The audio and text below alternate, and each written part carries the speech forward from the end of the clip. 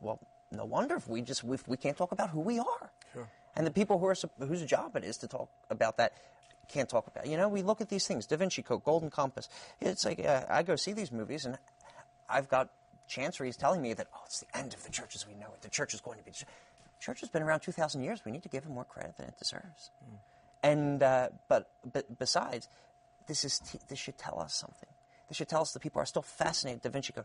People are still fascinated. Who is Jesus? People are still fascinated with the organization of the church. People are still fascinated with who we are and what we do. And the people who are actually explaining it, well, no, we just attack them. We don't do anything on our own. We need to do it more. Speaking of ourselves. And that's the thing, I'm a product of the public schools. I went to an Ivy League university. I never spent a day in a Catholic school.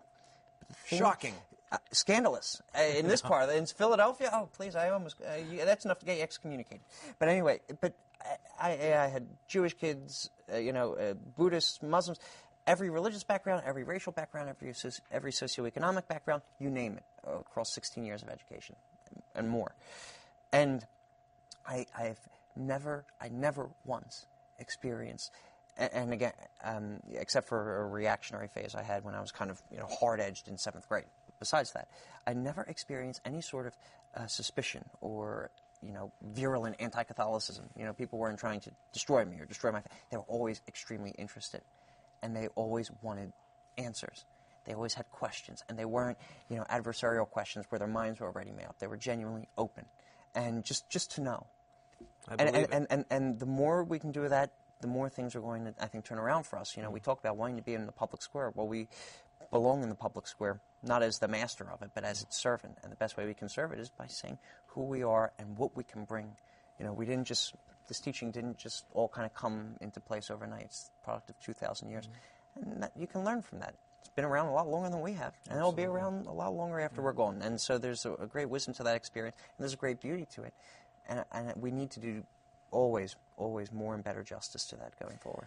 Now, we have a great event in our country. The Holy Father is coming to visit us. In fact, here at Catholic TV, we're going to be covering that event. HopeInAmerica.com. Live. HopeInAmerica.com. That's the place to go. But how important is this event, the coming of Pope Benedict XVI to our land, in terms of continuing to communicate the gospel message? How important is this moment? Well, I will quote from the Holy Father's representative, Archbishop Pietro Sambi, the nuncio, the Pope's ambassador in the United States, who, when he announced the visit, said, this visit, even though it's only to 2 cities, because, of course, the Holy Father is going to be 81 while he's here. It's not as if he's not his predecessor and able to do these 18-hour days and 2 weeks' worth of them. But it's a visit to the whole church in this country.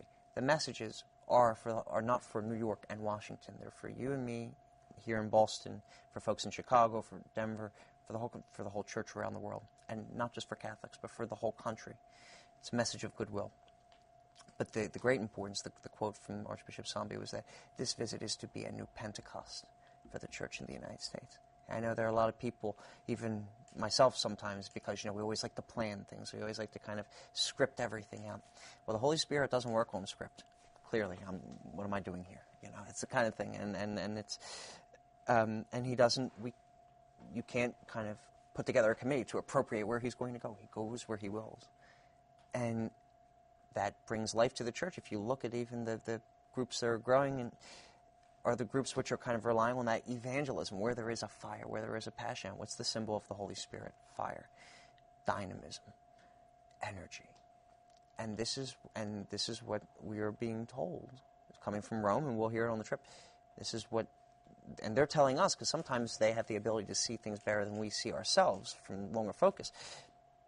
This is what the church in this country needs to be reborn, to be renewed, to go forward. The word reform is a political word. It has no place in the life of the church. The word renewal is something we are called to do every day, not just on the macro level, on the diocesan level, the universal level, but it begins with the renewal of each one of us. So this is to be a renewal moment. And so we're going to hear some beautiful stuff. The speeches are already written, I'm told, really? And are actually being translated. Only you would know that. He writes everything in German, and everything is now being translated. Everything has to be translated into Italian before it's translated into English.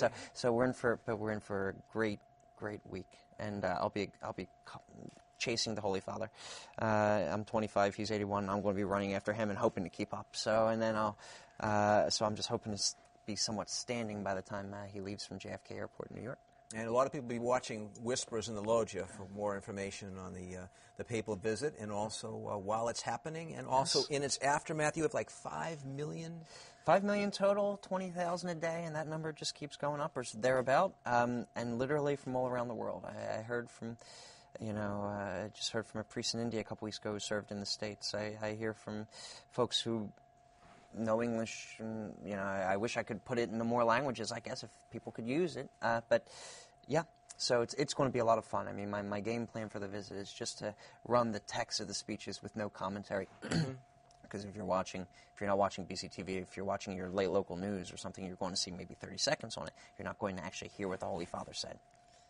So my goal is to just get the speeches out there, and to get the text out there, the messages, and hopefully to have as much kind of video and photos as possible. Right. Because there will be some beautiful shots. You can pull anything from us you want. Oh, thank here you. At CatholicTV. Oh, thank you. Well, guess what? It's going to be basically a huge pool, and we're all going to be in it together, all of us. And you can pull anything from me that you want, and But it's going to be a ton of fun. It's going to be fun. It's going to be beautiful. So let's get excited. And let's welcome him. How do you support this? I know you have a donation button on your well, blog. That's how. How does that work? Anyone who clicks on that is able to, help me out. It's my guitar case. I'm still a street performer, as you can see, and that's it. And either literally, I've told the readers, and people have asked me, well, can you do advertising or subscriptions?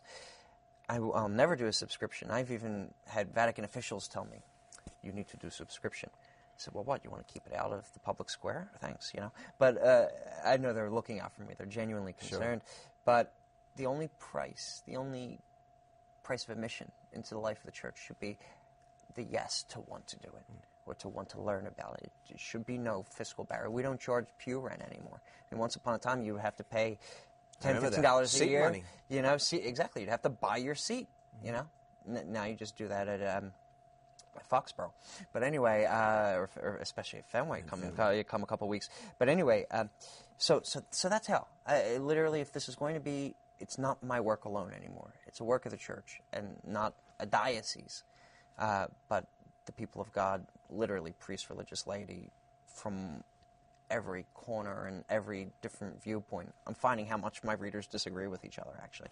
And I'm just like, where's the unity in this? But there is. Because there's a love, and there's a genuinely good faith. And that's what matters more than anything else. I hope God continues to inspire that in you, Rocco. Thank you for taking up a seat here in our living room here at CatholicTV. It's a gift to be here. It's an honor to be here. It's been a pleasure for all of us. Fun. And thank you for joining us here at iCatholic.com or GodTube or YouTube, wherever you're watching this. We're with Rocco Palmo from Whispers in the Loggia. And may God continue to bless you this day and always.